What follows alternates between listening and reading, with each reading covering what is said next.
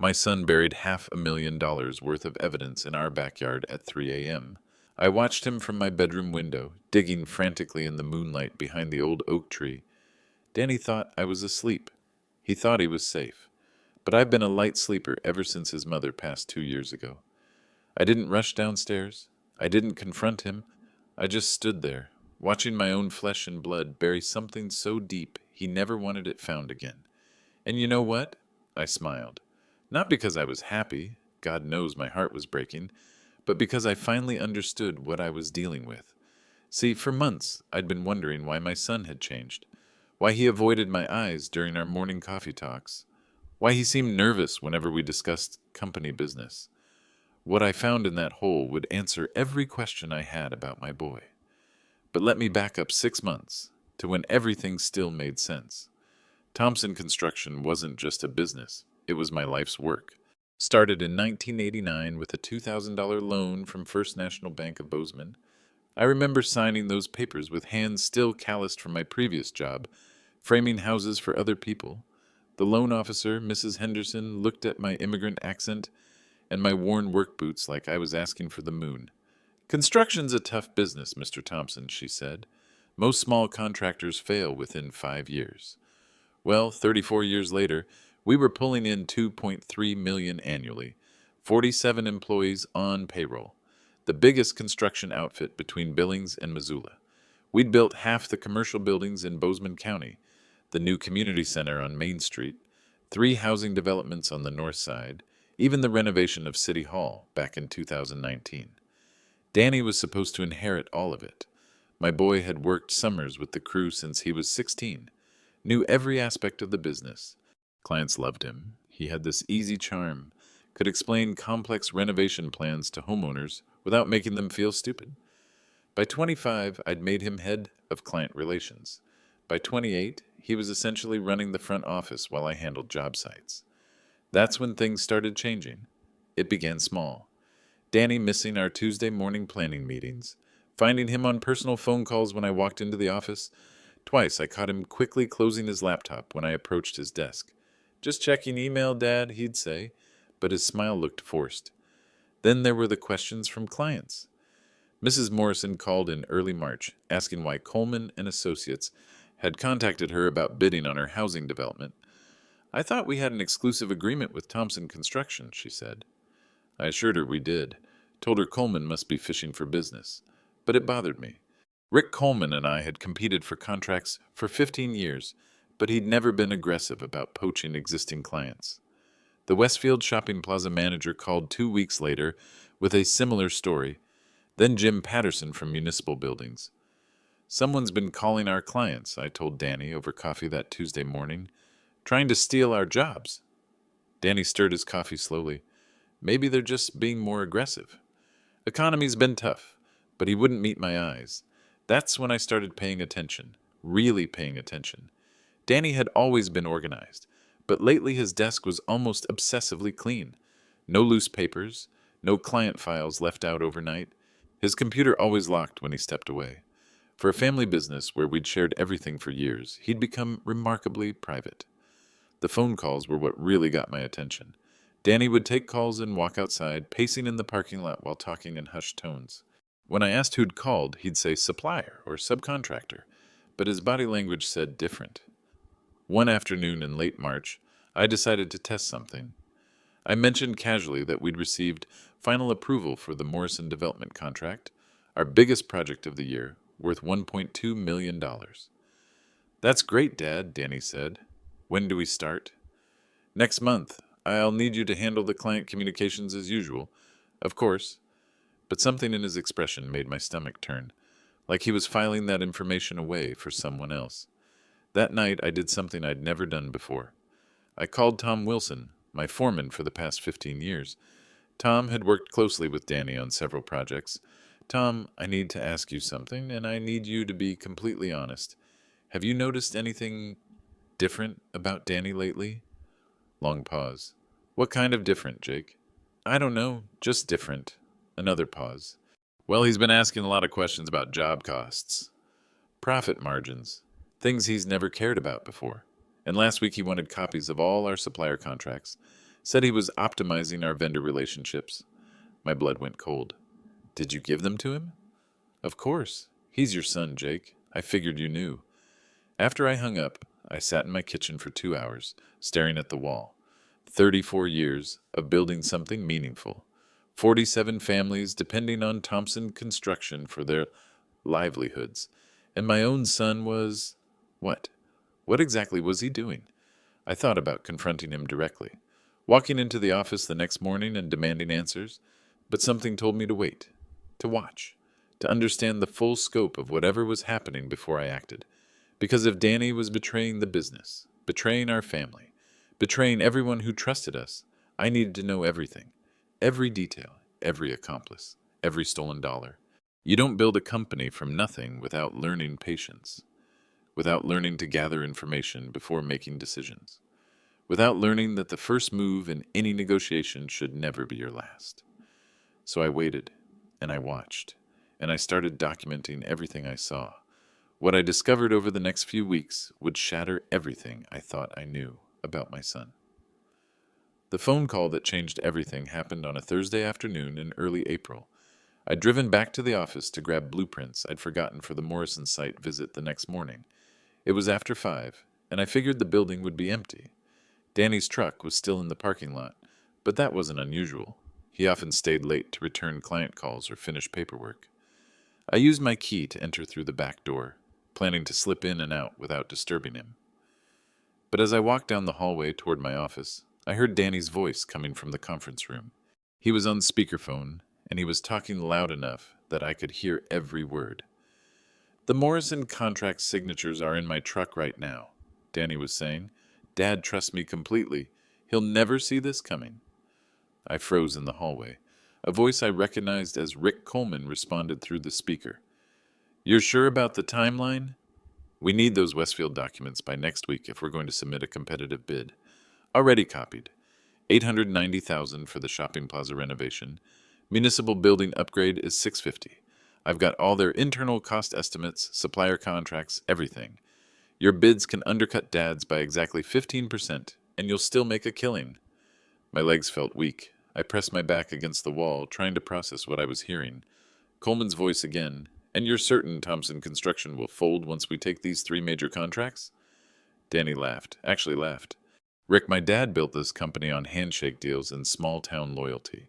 He has no idea how modern business works. Once we control the Morrison development, Westfield Plaza, and municipal building projects, every other major client will see Thompson Construction as yesterday's news. By Christmas, Dad's company will be history, and we'll own every major construction project in the valley. Your monthly consulting fee clears next week, Coleman said.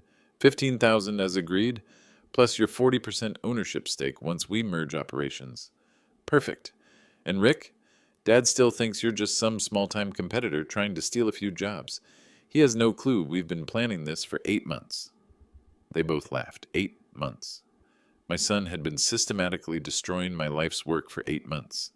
I stood there in that hallway listening to my own flesh and blood discuss dismantling everything I'd built. 47 employees who trusted me. Families who depended on Thompson Construction for their mortgages, their kids' college funds, their futures.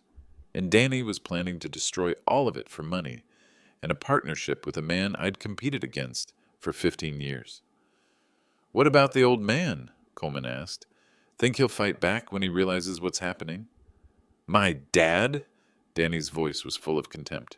He's 58 years old. Rick? Stuck in the past. Still believes in doing business on a handshake. He'll probably spend 6 months trying to figure out what went wrong, then retire quietly. He's too proud to make a scene. Too proud to make a scene. My son thought he knew me. Thought 34 years of building a business meant I was weak. Thought immigrant work ethic meant I was naive. Thought because I treated people with respect and honored my agreements, I couldn't fight back when someone tried to destroy me. He was about to learn how wrong he was. The beauty of this plan, Danny continued, is that it's completely legal. I'm not stealing money. I'm just sharing market information.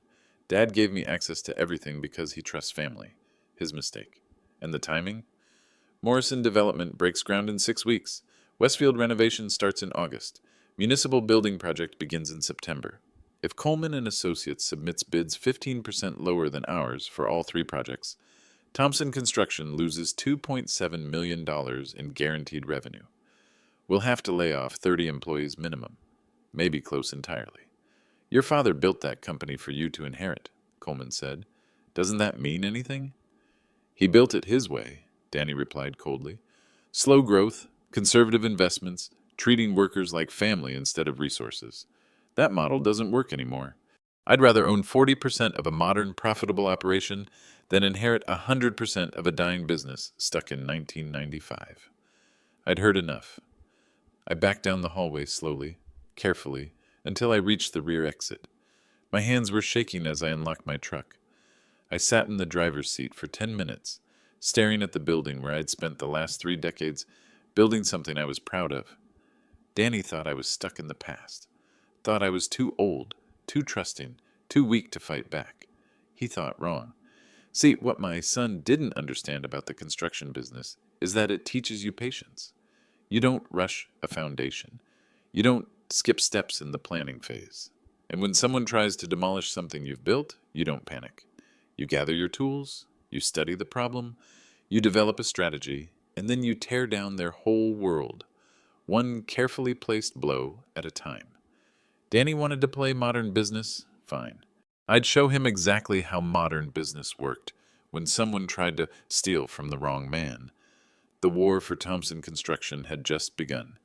I didn't sleep that night, couldn't eat breakfast the next morning, just sat at my kitchen table with a cup of coffee that went cold while I stared out at the backyard where Danny used to play as a kid.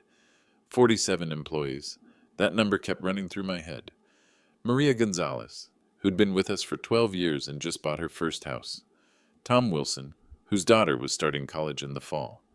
Jim Patterson, who'd worked construction for 25 years and was finally making decent money.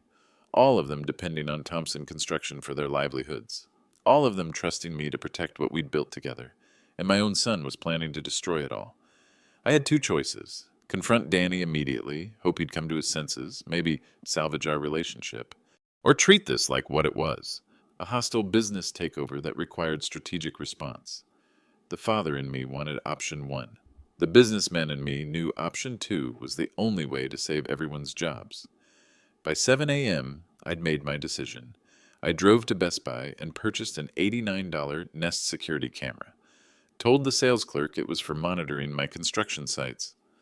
Back at the office, I installed it inside the artificial plant behind Danny's desk. The camera had a clear view of his computer screen and would record everything: video, audio, file transfers.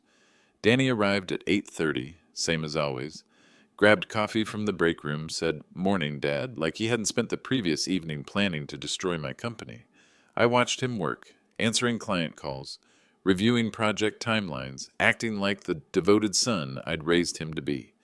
The performance was flawless. That afternoon, I started my real investigation first stop. Danny's desk when he went to lunch. His computer was password protected, but he'd always used the same password for everything. His mother's maiden name plus her birth year. Sarah, 1967. It worked. What I found in his email folder made my stomach turn. 47 messages between Danny and Rick Coleman, dating back 8 months. Detailed discussions of which clients to target, how to access Thompson Construction's proprietary cost estimates, strategies for underbidding our proposals. But the financial information was what really hit me. Danny had a separate email account, dthompsonconsulting@gmail.com, that I'd never seen before. Bank statements showed monthly deposits of $15,000 from Coleman and Associates. 8 months of payments, $120,000. My son had been getting paid to betray his own family. I printed everything, every email, every bank statement, every document that showed the scope of their conspiracy. Then I cleared the browser history and locked his computer, just like I'd found it. Next, I called our accountant, Helen Rodriguez. She'd been handling Thompson Construction's books for 15 years. "Helen, I need you to run a complete audit of our financial records for the past 8 months. Focus on any irregularities in client communications, bid preparations, or account access." "Is there a problem, Jake?" "I'm not sure yet. Just need to understand our exposure." 3 days later, Helen called back with her report. "Jake, Someone's been accessing client files outside normal business hours, copying contract documents, cost estimates, supplier agreements. The digital footprints all trace back to Danny's login credentials. How much information? Everything. Morrison Development, Westfield Plaza, Municipal Building, our three biggest active projects. Whoever accessed these files would know exactly how to underbid us. Total value of those contracts? $2.7 million. I thanked Helen and hung up. 2.7 million. Exactly the number Danny had mentioned to Coleman. That evening, I set up a meeting with our family attorney, David Chen. No, wait. David Martinez. Been our lawyer for 10 years, handled everything from contract disputes to worker compensation claims. David, hypothetically, if an employee was sharing proprietary company information with competitors, what would be our legal options? David leaned back in his chair. Depends on the specifics. Corporate espionage, breach of fiduciary duty, conspiracy to damage business. These could be criminal charges if the evidence is solid. What kind of evidence would you need? Documentation of the information transfer. Proof of financial benefit. Clear intent to damage the company. Email trails, bank records, recorded conversations would be ideal. I had all of that. One more question, I said. If someone wanted to protect their business and their employees from this kind of attack, what would you recommend? Gather irrefutable evidence. Document everything. Then choose your moment carefully. You only get one chance to expose something like this. Driving home that night, I realized Danny had made one critical mistake. He thought I was just his trusting father. He forgot I was also a businessman who'd survived 34 years in a competitive industry. You don't build a company from nothing without learning how to fight. The next morning, I started making phone calls. Mrs. Morrison? This is Jake Thompson. I wanted to personally follow up on your housing development project and discuss some security concerns that have come to my attention. Eleanor Morrison had been a client for 3 years. Smart businesswoman, owned 2 other developments in Bozeman County. When I asked to meet privately at her office, she agreed immediately. Jake, you sounded serious on the phone. Is there a problem with the project? I sat across from her desk, choosing my words carefully. Eleanor, have you received any unusual contact from other construction companies regarding your development? Anyone asking detailed questions about timelines, budgets, or specifications? Her expression shifted. Actually, yes. Rick Coleman called last week. Said he'd heard through industry channels that we might be looking for competitive bids. I told him we had an exclusive agreement with Thompson Construction, but he seemed to know an awful lot about our project details. What kind of details? Specific square footage numbers, material specifications, even our target completion date. Information that should only be available to you and your team. I nodded slowly. Eleanor, someone has been sharing confidential client information with our competitors. I'm investigating the source, but I wanted you to know immediately so you can protect your project. Are you saying there has been a security breach? I'm saying someone with access to Thompson Construction's internal files has been passing information to Coleman and Associates. Your development plans, cost estimates, everything. Eleanor's face hardened. How long has this been going on? At least 8 months, possibly longer. Jake, this is extremely serious. If our competitors know our budget and timeline, they could undercut our bids, steal our suppliers, even poach our subcontractors. Exactly. Which is why I'm personally overseeing the investigation. I wanted to assure you that Thompson Construction takes client confidentiality seriously, and we're implementing additional security measures immediately. The conversation lasted 45 minutes. Eleanor asked pointed questions about our internal controls, data security, employee access protocols. By the end, she was more concerned about protecting her information than questioning Thompson Construction's reliability. Keep me informed, Jake. And thank you for being proactive about this. 2 days later, I had similar conversations with Jim Patterson at Municipal Buildings and Sarah Westfield from the Shopping Plaza project. Both had received calls from Coleman and Associates. Both reported that Coleman seemed unusually well informed about their projects. Both were now worried about information security. Mr. Thompson, Jim Patterson said during our meeting, I've worked with your company for 5 years. Never had a single security concern. But if someone's been leaking our information, we need to know who and how. You will, I assured him. I'm personally handling this investigation. The beauty of these conversations was that I wasn't lying. There was a security breach. Someone was sharing confidential information. I just wasn't ready to reveal that the someone was my own son, but the seed was planted. All three major clients were now alert to the possibility of information theft. They'd be asking Danny harder questions, watching more carefully for signs of data compromise. I also made changes at the office: new password requirements for all computer systems, mandatory encryption for client files, digital access logs that tracked who opened which documents and when. "Dad, this seems like overkill," Danny said when I announced the new security protocols at our Friday morning staff meeting. "We've never had problems before." "Security isn't about the problems you've had," I replied, looking directly at him. "It's about the problems you prevent." That afternoon, I installed additional cameras. One in the parking lot, focused on Danny's truck. Another in the hallway outside the conference room. The Nest camera behind his desk was already capturing everything he did on his computer. Within a week, I had footage of Danny loading client files onto USB drives, taking photos of contract documents with his personal phone, making copies of supplier agreements and cost estimates after hours. I also had recordings of his phone conversations with Coleman. Danny had gotten careless, taking calls in his office instead of stepping outside. The Nest camera picked up every word. "The old man's getting paranoid," Danny told Coleman during one call. "He's implementing all these new security measures. Asking clients about information leaks. Think he suspects you? No way. Dad still thinks the threat is external. Some competitor trying to hack our systems or bribe our employees. He has no idea the leak is sitting right across from him every morning." "Good. We're too close to abort now. Morrison contract is worth $1.2 million. If we can submit a bid 15% lower than Thompson's, we'll win it easily. Already have their final cost estimates. You'll know exactly how low to bid." Listening to that conversation, I felt something cold settle in my chest. Not anger. That would come later. This was something else. The recognition that my son wasn't just betraying the business. He was enjoying it. The following week, I received calls from all three major clients.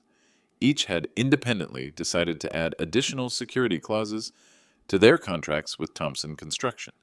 Each wanted monthly reports on data protection measures. Each was now hyper-aware of information security. Danny noticed the change immediately. "These clients are acting weird," he told me over coffee Tuesday morning, asking lots of questions about our internal processes. Morrison even wanted to know who has access to her files. "Natural response to security concerns," I said calmly. "They're protecting their investments. Maybe we should reassure them that we've never had any actual breaches." I looked at my son over my coffee cup, still playing the concerned employee, still pretending to care about client relationships he was actively sabotaging. "Don't worry, Danny. The truth always comes out eventually." He smiled and nodded, completely missing the warning in my words. Phase 1 was complete. My son and Coleman thought they were still in control, but the battlefield had shifted. The clients were alert. The evidence was documented. The trap was set. Now it was time to spring it. By the third week of April, Danny knew something had changed. The clients were asking different questions. The office security had tightened. His usual easy access to confidential files now left digital fingerprints that could be tracked, and I could see the stress starting to show on his face. He was making mistakes, forgetting to clear his browser history after accessing files, leaving USB drives on his desk overnight, taking phone calls with Coleman during business hours instead of waiting until after 5. But the real tell was how he started watching me, studying my expressions during client calls, lingering near my office when I was on the phone, asking casual questions about my meetings with Morrison, Westfield, and municipal buildings. "How did the Morrison check-in go yesterday?" he asked over coffee Thursday morning. "Fine. Standard project review." "She didn't mention anything unusual?" I stirred my coffee slowly. "Like what?" "I don't know. She just seemed more formal when I called to confirm next week's site visit. Less friendly. Maybe she's stressed about the project timeline." But Danny wasn't buying it. I could see him putting pieces together, wondering if the increased client scrutiny was somehow connected to his activities with Coleman. That afternoon, he made his move. I was reviewing blueprints in my office when Danny knocked on the doorframe. "Dad, can we talk?" "Of course. What's on your mind?" He sat down across from my desk, and for a moment I saw the boy I'd raised. Uncertain, vulnerable, looking for guidance from his father.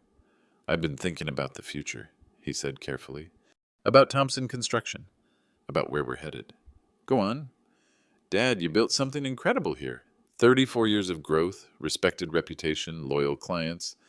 But I'm wondering if we're keeping up with industry changes." "What kind of changes?"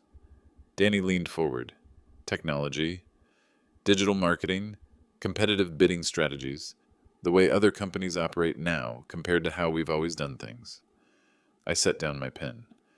"You think we're behind the times?" "I think we're vulnerable. Companies like Coleman and Associates are using more aggressive tactics.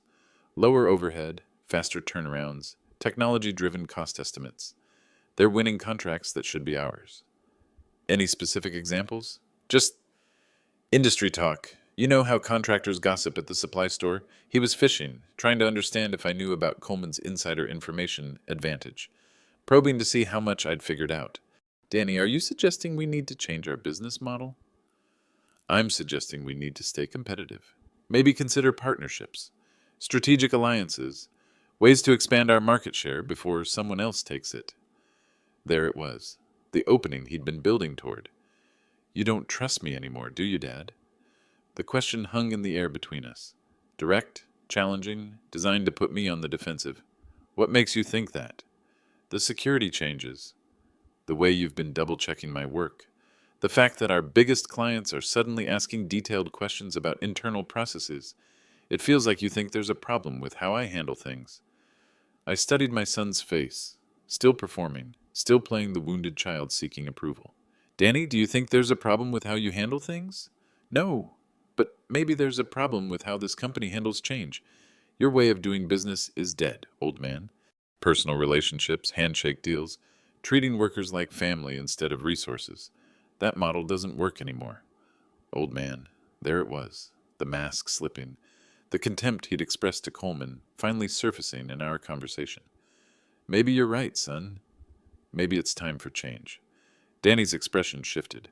He'd expected an argument, defensiveness, maybe anger. Instead, I was agreeing with him. "Really? Thompson Construction has operated the same way for 34 years. Maybe we do need fresh perspective, new approaches, modern business strategies. Dad, I think we could really expand if we—" "In fact," I interrupted, "I've been considering some major changes myself. Restructuring, new partnerships, different leadership approaches." Danny smiled for the first time in weeks. "That's exactly what I was hoping you'd say." He had no idea what kind of changes I was actually planning. "Tell you what, Danny, give me a few weeks to think through some options. Maybe we can discuss this more formally, with documentation, in front of people who need to hear it." "That sounds perfect." As he left my office, Danny looked genuinely happy, relaxed, like the pressure he'd been feeling had finally lifted. He thought he'd won, thought he'd convinced his old-fashioned father to embrace modern business practices, thought I was ready to hand over control. He was half right. I was ready for change, just not the kind he was expecting. 3 nights later, at exactly 3:17 a.m., I watched my son commit the act that would destroy his life. I'd been a light sleeper since Sarah passed, but that night was different. Something woke me. Maybe a sound, maybe just instinct, honed by 34 years of listening for trouble on construction sites. I got up to check the house, and that's when I saw the light moving in our backyard. Danny was there, behind the old oak tree where his mother used to hang his tire swing. He had a camping flashlight and a shovel, and he was digging like his life depended on it. My first thought was practical. What the hell was he burying at 3 a.m.? My second thought was strategic. This was evidence of something, and I needed to document it. I grabbed my phone and started recording through the bedroom window. Danny worked for 20 minutes, digging a hole about 3 feet deep. Then he pulled something from his truck, a large waterproof container, the kind hunters use for storing gear. A pelican case, probably cost him $60 or $70 on Amazon. He placed the case in the hole, covered it with dirt, then scattered leaves and debris over the disturbed ground. Professional job. If I hadn't been watching, I'd never have known anything was buried there. After Danny drove away, I waited exactly 1 hour. Then I got dressed, grabbed my own flashlight and shovel, and went outside. The ground was still soft from recent rain, which made digging easier. Took me about 15 minutes to uncover the pelican case. It was locked, but I'd taught Danny everything he knew about construction, including how to pick simple locks with the right tools. Inside that case was everything I needed to destroy my son's life. First, the documents. Original signed contracts for three major projects: Morrison Development at $1.2 million, Westfield Shopping Plaza renovation at $890,000, Municipal Building upgrade at $650,000. Not copies. Originals. Danny had stolen the actual signed contracts from our office files. But that wasn't the worst part. The case also contained two USB drives labeled TTC Client Database and cost estimates 2023 to 2024. Everything. Our complete client information, supplier contracts, proprietary bidding formulas, profit margin calculations, 34 years of business intelligence ready to hand over to Coleman and Associates. There was also a manila envelope containing printed emails between Danny and Coleman, bank statements showing $15,000 monthly payments, and a formal partnership agreement promising Danny 40% ownership of the merged companies after Thompson Construction ceased operations. But the item that made me physically sick was a small digital recorder. I pressed play. Danny's voice. "Rick, I'm telling you, this is going to work perfectly." "Dad's completely clueless. He still thinks you're just some small-time competitor trying to steal a few jobs." Coleman's voice. "You're sure he won't fight back when he realizes what's happening?" Danny laughing. "My dad? He's 58 years old, stuck in the past. He'll probably spend 6 months trying to figure out what went wrong, then retire quietly to save face. He's too proud to make a scene, and too old to rebuild." There were 4 more recordings. Each one detailed discussions of which contracts to target, how to access Thompson Construction's internal systems, strategies for destroying our reputation with clients. In one recording, Danny and Coleman were actually laughing about the 47 employees who would lose their jobs when the company folded. "They'll find other work," Danny said on the recording. "Construction workers always do, but Dad will never recover from this. Losing the company will kill him. Losing the company will kill him." My own son believed that destroying my life's work would literally kill me, and he was planning to do it anyway. I sat there in my backyard at 4:30 a.m., holding evidence of the most comprehensive betrayal I'd ever experienced. Not just business espionage, not just theft. This was systematic, calculated destruction of everything I'd built, everyone I employed, every client who trusted us. And Danny thought he knew me well enough to predict my response, thought I'd quietly accept defeat, thought 34 years of building something meaningful had made me weak. He was about to learn exactly how wrong he was. I photographed every document, copied every file from the USB drives, and made digital recordings of the audio files. Then I carefully repackaged everything in the Pelican case and reburied it exactly as I'd found it. Danny would never know I'd discovered his evidence cache, not until I was ready to use that knowledge against him. The war for Thompson Construction was about to begin in earnest, and my son had just handed me every weapon I needed to win it. For the next 2 weeks, I became a different person. Every conversation with Danny was performance. Every smile was calculated. Every normal father-son interaction was theater designed to keep him comfortable while I built the trap that would end his career. The first call I made was to David Martinez, our family attorney. "David, I need to discuss a hypothetical situation involving corporate espionage and employee theft." "How hypothetical are we talking, Jake?" "Not very. I have documented evidence of someone systematically stealing proprietary business information and sharing it with competitors. Bank records showing financial compensation for the theft. Audio recordings of conspiracy to destroy my company." Jesus, how much evidence? Enough to file criminal charges, enough to sue for damages, enough to destroy someone's life completely. What do you want to do? "I want to end this publicly, permanently, in a way that protects my employees and sends a message to anyone else who might consider betraying Thompson Construction." David was quiet for a moment. "Jake, if you have what you say you have, you could pursue criminal prosecution. Federal charges for corporate espionage, conspiracy, theft of trade secrets. We're talking serious prison time. That's exactly what I want to discuss." We spent 3 hours going through the evidence. David reviewed the contracts, the USB drives, the bank statements, the recorded conversations. When he finished, he looked up at me with something approaching awe. This is the most comprehensive case of corporate espionage I've ever seen. The perpetrator documented everything. It's like they wanted to get caught. What are my options? Criminal prosecution through the FBI, civil lawsuit for damages, public exposure, corporate restructuring to remove the perpetrator, all of the above. Timeline? If you want maximum impact, you'll need to coordinate timing carefully. Criminal charges take months to process. Civil lawsuits take years. But public exposure? That can happen immediately if you control the narrative. What would you recommend? Gather additional corroborating evidence. Ensure everything is legally admissible. Then choose your moment for maximum effect. That's when I started planning the meeting. Thompson Construction had never held an all-hands company meeting. In 34 years, we'd done our business through daily job site conversations, weekly foreman meetings, and quarterly safety briefings. But I wanted something bigger, something that would bring together employees, clients, city officials, and local business leaders, something that would serve as a public trial. I spent hours crafting the invitation. Thompson Construction cordially invites you to a special company announcement meeting. After 34 years of serving Bozeman County, we're ready to share our vision for the future. I sent invitations to all 47 employees, to our major clients, Morrison, Westfield, Municipal Buildings, to Mayor Patricia Davis, who'd known our family for 15 years, to the president of the Bozeman Chamber of Commerce, to reporters from the Bozeman Daily Chronicle and Montana Business Quarterly, to Rick Coleman. "What's this meeting about, Dad?" Danny asked when he saw the invitation on his desk. "Time for some changes," I said. "Big announcements, new directions for the company." "What kind of changes?" "You'll find out with everyone else." The meeting was scheduled for Friday, May 1st, at 2 p.m. in the Bozeman Community Center. Room capacity, 75 people. I reserved it for 3 hours. During those 2 weeks, I also made other preparations.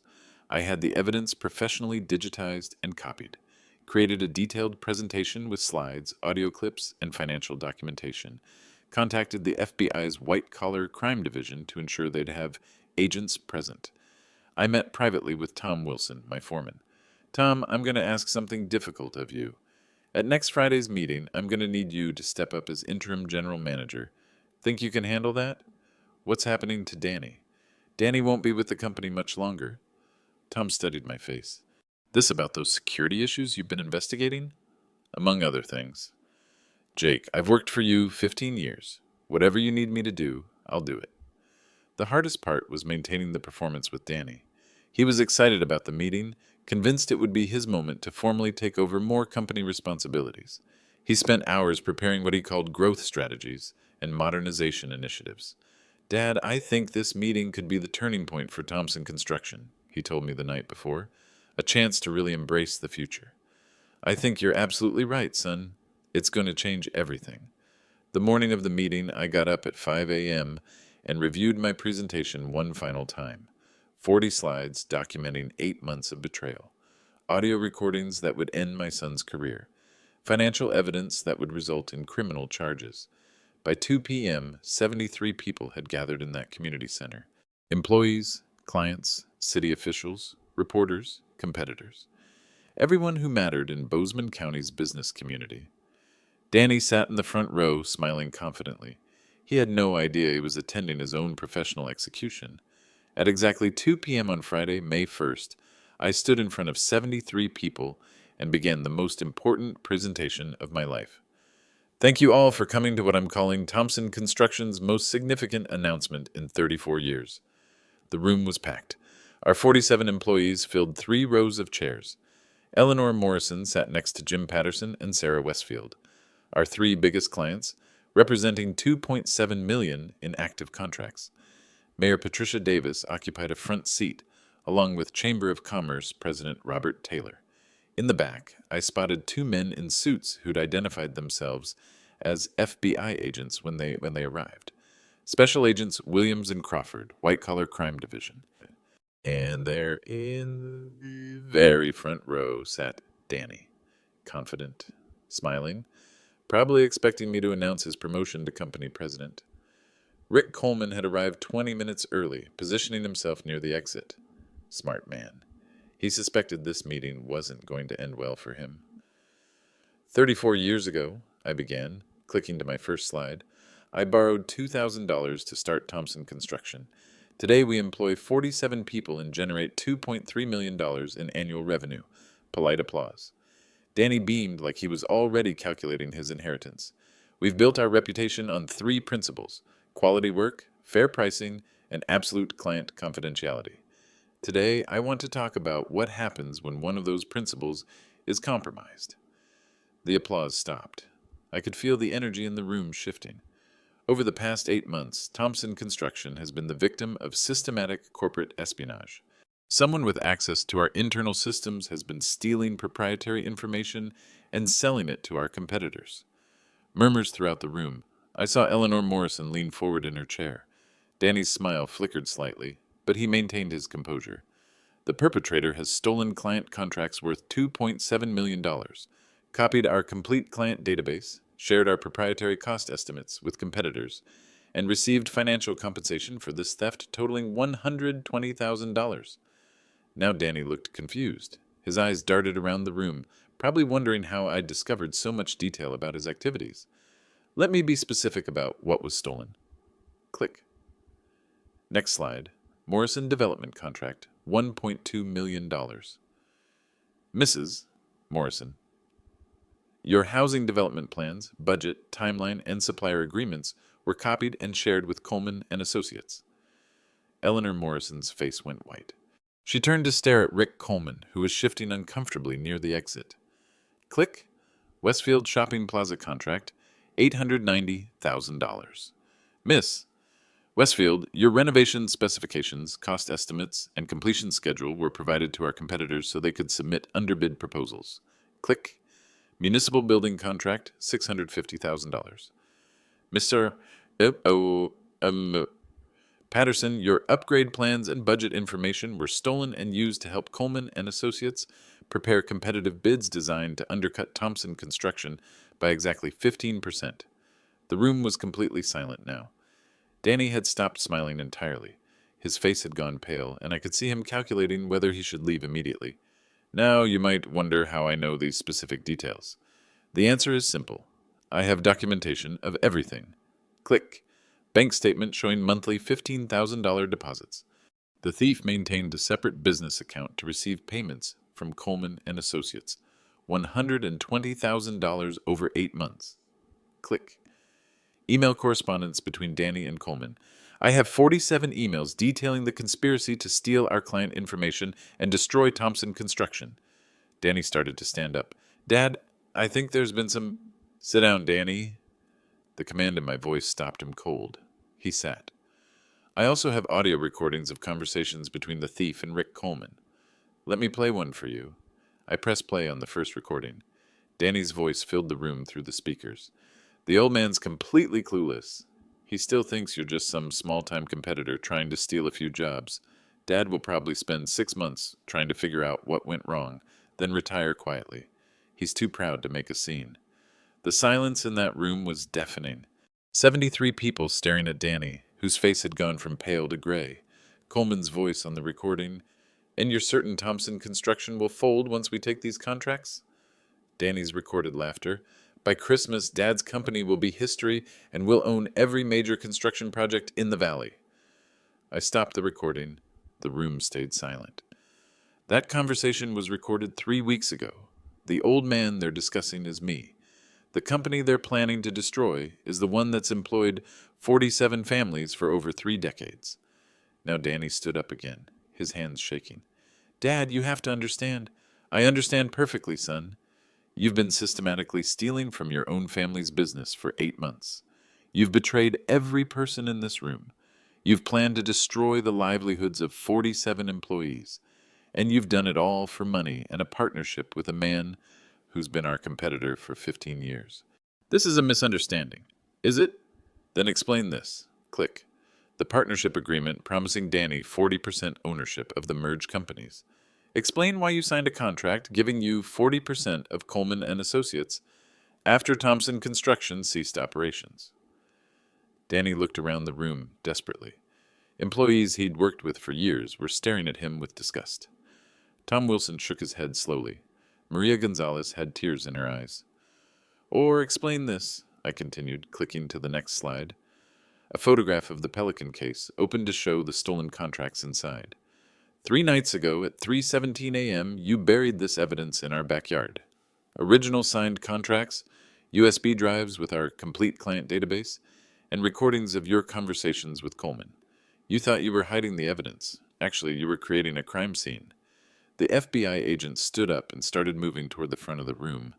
Danny Thompson, Agent Williams called out, you're under arrest for corporate espionage, theft of trade secrets, and conspiracy to commit wire fraud. The handcuffs clicked shut around Danny's wrists as Agent Crawford read him his Miranda rights. The room erupted in shocked murmurs and whispered conversations. But I wasn't finished. Mr. Coleman, I called out as Rick tried to slip toward the exit. Please stay. We have some things to discuss. Coleman froze. Agent Williams approached him next.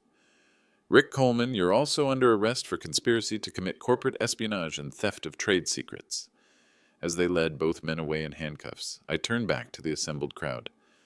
Thompson Construction will continue operating under new management.